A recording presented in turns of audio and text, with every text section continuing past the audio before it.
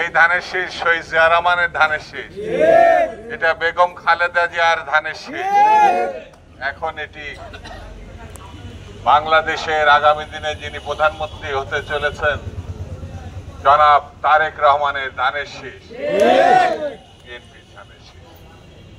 চুয়াডাঙ্গার মানুষ সব সময় ন্যায়ের সঙ্গে অন্যায়ের বিরোধিতা করেছে। এটি প্রথম বাংলাদেশের রাজধানী, মুক্তিযুদ্ধের সময়ের। এখানে কোনো অন্যায়কে চুয়াডাঙ্গার মানুষ কখনো প্রশ্রয় দেয়নি। সেই অন্যায়ের বিরুদ্ধে বিএনপি লড়াই করেছে। বিএনপিকে নিয়ে যারা ব্যবসা করতে চেয়েছে, বাংলাদেশের মানুষ, চুয়াডাঙ্গার মানুষ তাদের সব সময় প্রত্যাখ্যান করেছে।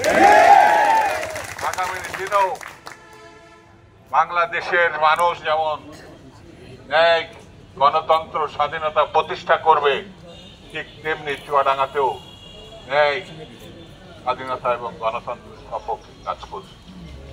এখানে নেতৃবৃন্দ বলেছেন বাংলাদেশ আগামী দিনে যেন তারেক রহমানের নেতৃত্বে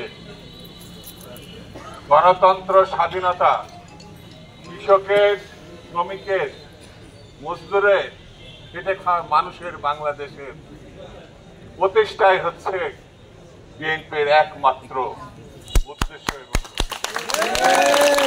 এখন ঘরে ঘরে যেতে হবে, মানুষের হাত পা ধরতে হবে, ভোট যেতে হবে। উচ্চ আকাঙ্ক্ষায় ভুগবেন না। ঘরে বসে থাকলে কখনো ভোট হয়েছে এটা ঠিক না। এখানে চেয়ারম্যান আছে, মেম্বার আছে, সাবেক এমপি আছে, বিএনপির নেতৃবৃন্দ আছে, অঙ্গ সংগঠনের নেতৃবৃন্দ আছে। এর আগেও আমরা ঘরে ঘরে গিয়ে মানুষের, চুয়াডাঙ্গা এবং আলমডাঙ্গার সম্মানিত নেতৃবৃন্দ, আলমডাঙ্গা থেকে বিশাল যে মিছিল আসছে